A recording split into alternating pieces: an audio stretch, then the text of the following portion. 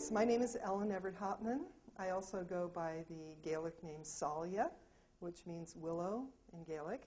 And I'm a member of the Order of the White Oak, Ordna Darach Gil, which was officially founded at Samhain 1997, which is what Americans call Halloween.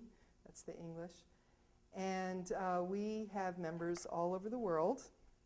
We have over 20 in Germany. We have members in Australia, Scotland, England. We don't have anyone in Ireland at the moment, which I wish we did. We have a lot of people in Canada, and then we have people all across the United States, Southwest, West Coast, East Coast, New England. So for that reason, we operate mostly online. We have a teaching program. Most people take about 3 years to do the training. And it's a very thorough training. It involves a lot of reading, and you work one-on-one with a foster. So you have 3 years to really get to know somebody and work with them in depth. You see the outfit I'm wearing? This is actually an Iron Age costume. This is raw silk, and this is linen, and this is amber. And you probably can't see, but I have brooches on my shoulders, and this is as Iron Age as I can make it. This is the website, whiteoakdruids.org. And it is by invitation only, so what you do is you go to the website and you apply. And that's basically it. So what I would like to do is talk about Celtic cosmology, and then after I've explained the way that the ancient Celts viewed the universe, then at the end I'm going to talk about Druid ritual form, and I'll be talking about different tools, Druidic tools and sacred symbols along the way, and I may also mention the books from time to time. So to begin with, how many of you are Wiccan or are used to working with the Wiccan holidays, the Wheel of the Year? The Celtic festivals look different. This is not Wicca. Wicca was invented in the 1930s by Gerald Gardner. And what we're doing is we're called Celtic Reconstructionists, which means that we're looking back thousands of years to the Iron Age and trying our best to recreate. Obviously, we can't do it exactly the way they would have done it then, because they did things like head hunting, and they had slaves, and they used women as units of currency, and we don't go in for any of that. But as far as the spiritual beliefs, that's what we focus on, and the basic view of the cosmos and the sacred. That's what we're focusing on. So the Wheel of the Year, imagine that's the year. And the Celts had 2 seasons. They had summer and winter. That was it. And the light half and the dark half. So we'll say this is the dark half of the year. So what festival begins the dark half of the year?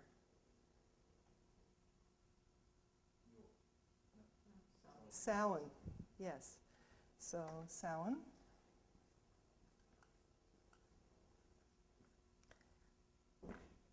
And the opposite festival of Samhain is what? Bealtaine. Yes. Bealtaine would be the Irish. And then in between Samhain and Bealtaine, what do we have?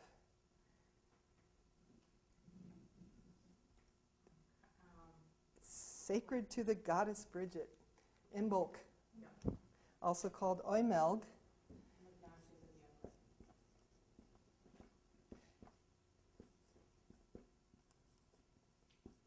So Imbolc means in the bag or in the belly, because this is when the ewes are pregnant. Oi milk, milk of the ewe. Oi milk. This is when the ewes start to give milk.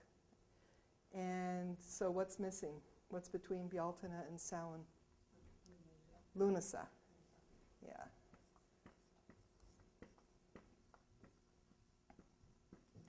So that is the Celtic Wheel of the Year. It's not solstices and equinoxes. The solstices and equinoxes are celestial, and these are earth festivals. And the Bronze Age people, who were there before the Celts, did the solstices and equinoxes. That's why you have, for example, Stonehenge is probably the most famous example, which is oriented to the winter solstice and the summer solstice. But that's pre-Celtic. It was not built by Druids. It was not built by the Celts. It is pre-Celtic.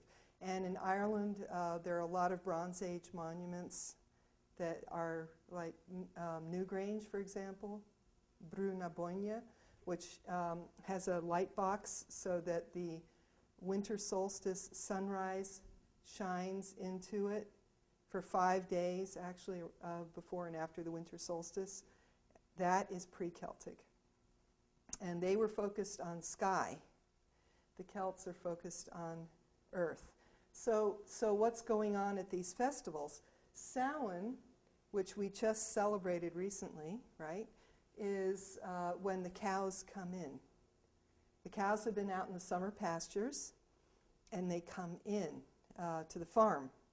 And at that point, you have to figure out how much food you have left to feed the cows for the winter. And if you don't have enough food, what do you do with the extra cows? You make sausage. The Celts invented sausage. They also invented soap, and they also invented barrels, which you store, salted meat and things in. So that's why at Samhain, the first frosts are coming.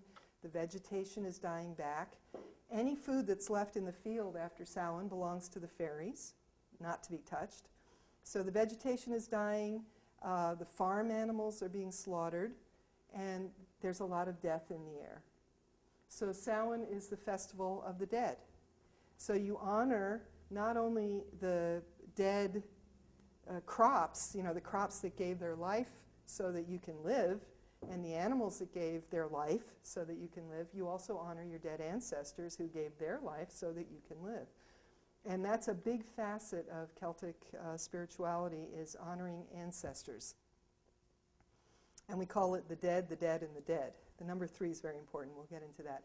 But it's your own ancestors, your own personal ancestors, grandparents, great-grandparents, great-great-grandparents. But it's also the dead who are under the ground, whose blood and bone created the soil on which you stand, the soil that grows the crops. And then the third dead are the spiritual ancestors. And these are the heroes, the fairies, the legendary people like Lou and Bridget, teachers that you had, the ones that have nourished your spirit. So we call that the dead,